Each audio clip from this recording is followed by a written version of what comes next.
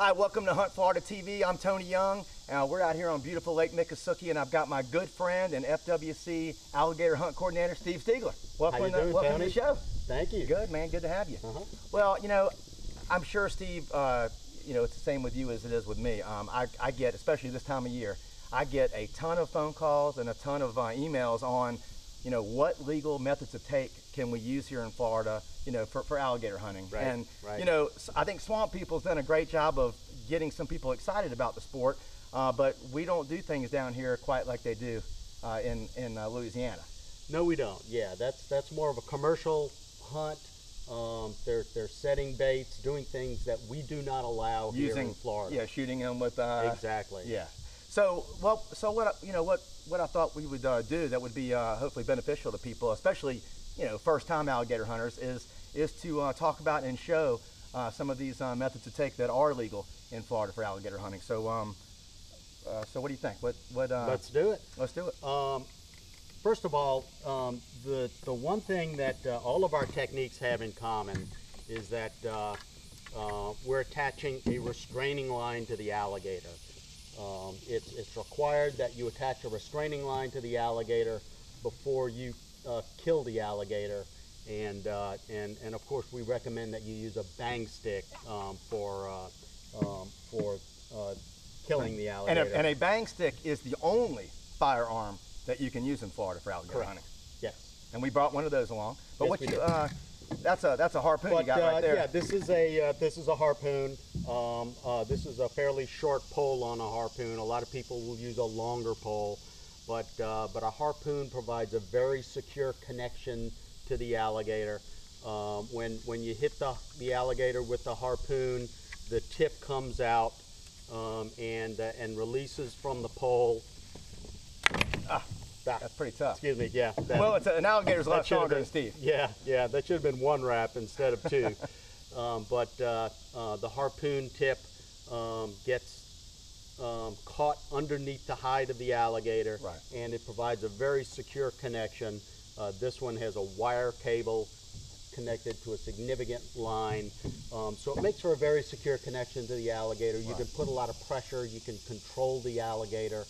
And that's what you want to do. You want to be able to control the alligator. You want to wear the alligator down before you get him to the boat. That's the thing about alligator hunting. To me, it's a kind of a combination between hunting and fishing. You know, kind of like Old Man in the Sea. Remember that boat? I remember that book that you read when you were a kid, like I did. Now, what's on the end of that? You're either going to attach it to the boat, or maybe you're going to attach it to a buoy. Exactly. Kind of like when you've seen the movie Jaws. On harpoons, generally people will attach the end to a buoy. You harpoon the alligator and you let him go. You let him wear himself out. Again, this isn't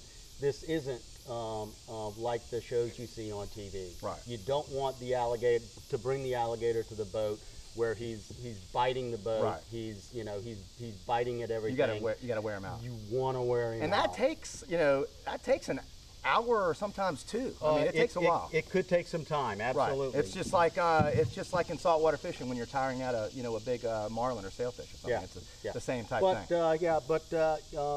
You know, and it varies from alligator to alligator, but usually they don't have a lot of stamina. Right.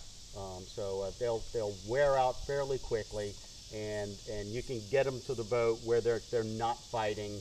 And that's when you want to hit him with the bang stick. Right, and you kind of know when that time is. And last year, we actually, my wife and I, we took some people gator hunt, and we actually used a harpoon to take the biggest alligator we did that we took actually at Lake Miccosukee. Right.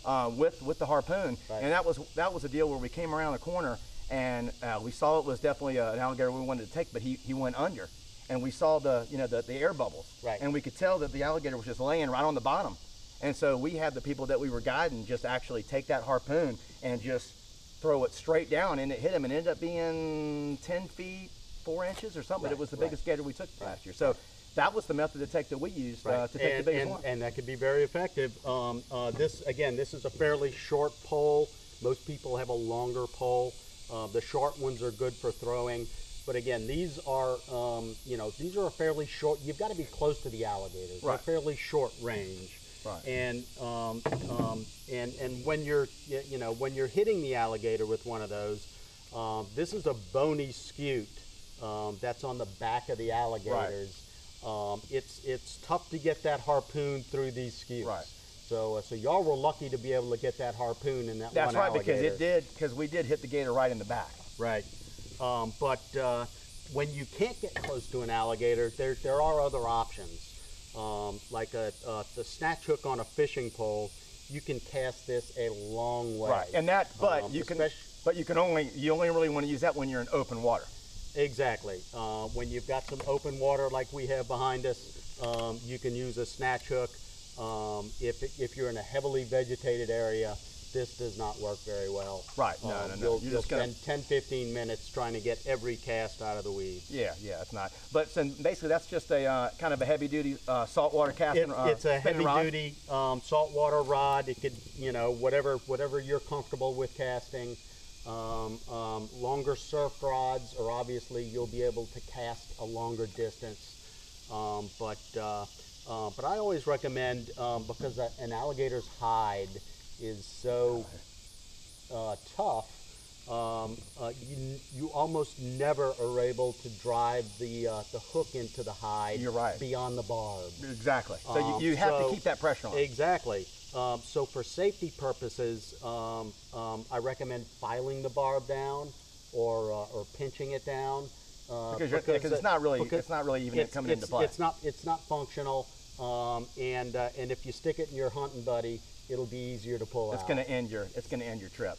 Yeah, and it's like you said, when you do hook him with that, you need to maintain the pressure on it, because you got to keep that rod bent. Because if you don't, he's going to get off. Right.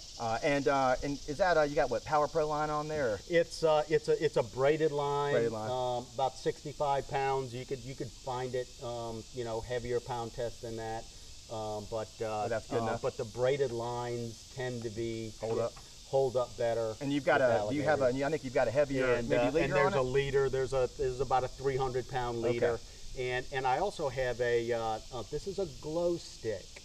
My daughter's got a bunch of those things. Yeah. Of course, alligator hunting is primarily a nighttime activity. Right. And with the glow stick, you can see where you're casting. Now, I just learned something.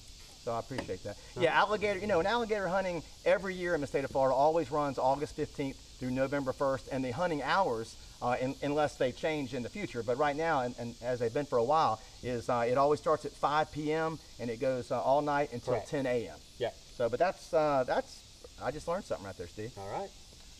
Let's see, what other methods are legal in Florida? Well, again, short range harpoon, longer range snatch hook. Now here's a short range. This is actually a moderate range. You can use that at a longer range than the harpoon. I mean, for us though, when we've done it, and most of the gators that we got last year, except for that one big one that we got with the harpoon, we did get with a crossbow, but we didn't shoot anything. I mean, it was like 10 yards and less, because when you have that and here's the when you've got this on, when you've got this this special tip right here, right. And I mean a bunch of different brands make this thing, but and it comes off of the bolt right here, but it you've got a line on it, and that makes it to where it really drops. So to me, I didn't think it was accurate more than about 10 yards. That's been my my take on it. Right. But you can, but it's effective even in vegetation. Exactly. That's important to know. Yeah. The harpoon is good for vegetation. Yeah. The crossbow, a lot of people use a compound bow. Yeah. That's all good for any type of application, especially heavily vegetated areas. Right. But when you're in open water, you can also, that's when you can use the weighted treble hook with the casting rod. Yeah. Do we got any other? What about the? Now I've got a lot of people that ask me, about the 2-inch wooden peg. Like, how can you catch an alligator on a 2-inch wooden peg? So explain to the people how that works and how they can't regurgitate that. Right.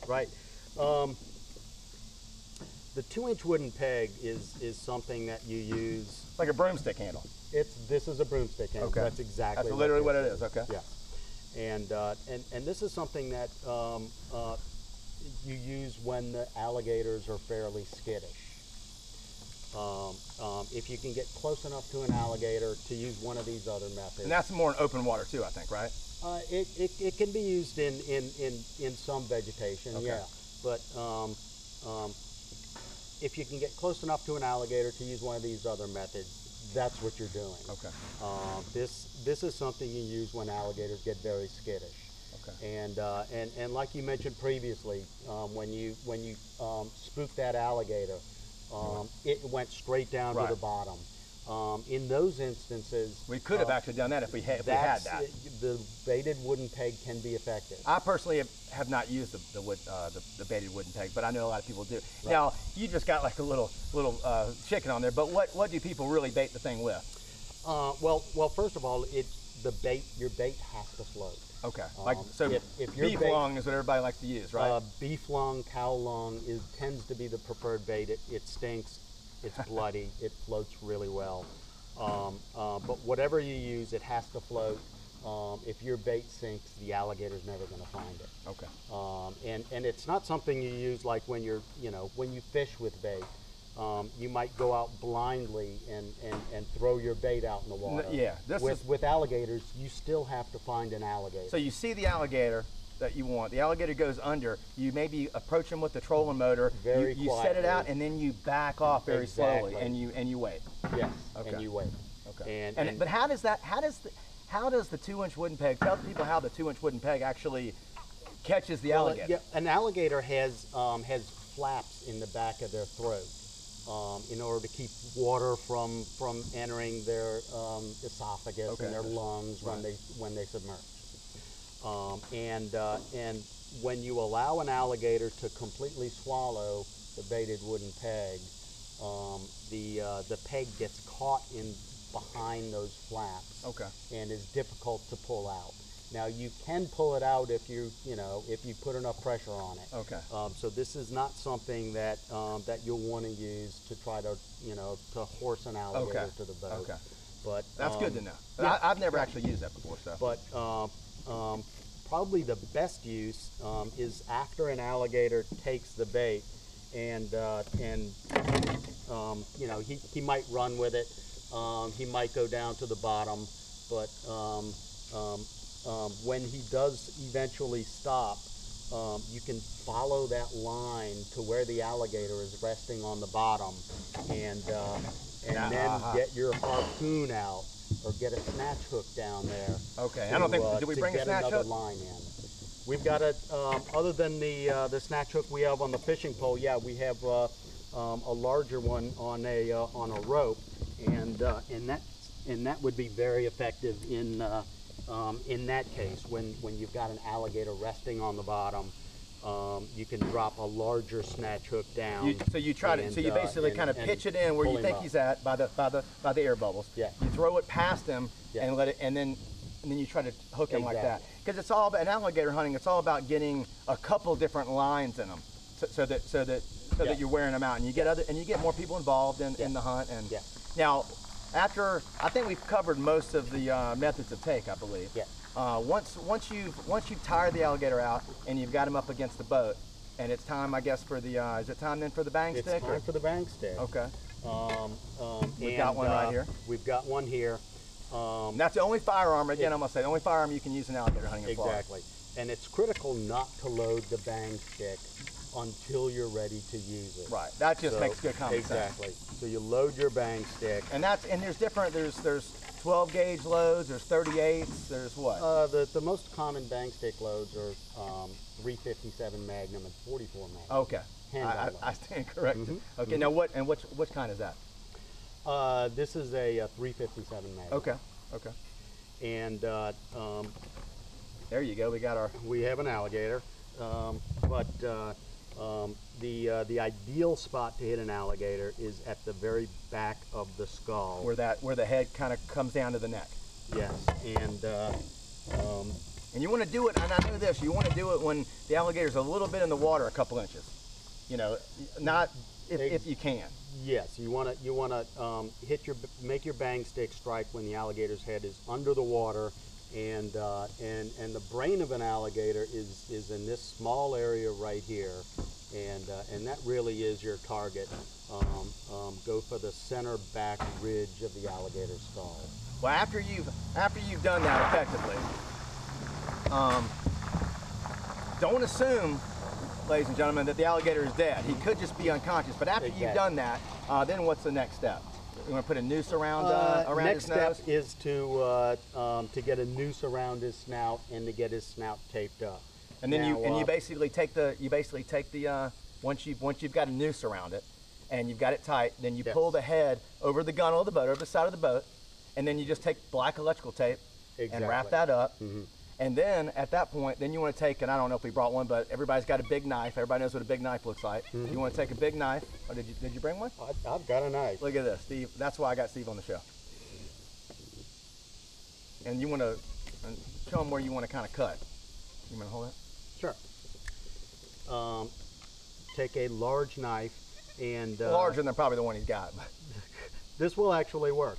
But you can see where the spinal cord enters the brain, and you want to cut down through right behind this back ridge of the alligator skull.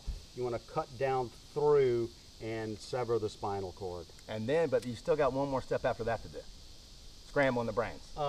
We also recommend that you take some sort of a probe, like a flathead screwdriver. It could be a flathead screwdriver. And stick it into the back of the skull to finally and twist it up, scramble the brains. And you will see. This might be a little gross, whatever, but you will see when you do that, the alligator's eyes will be closed. But when you scramble the brains, not only will they be closed, but they will actually retract. And when you see that, the alligator is dead, and he's not going to come back to life. So you know, at that point, there's no danger in it, and that you've totally dispatched the alligator.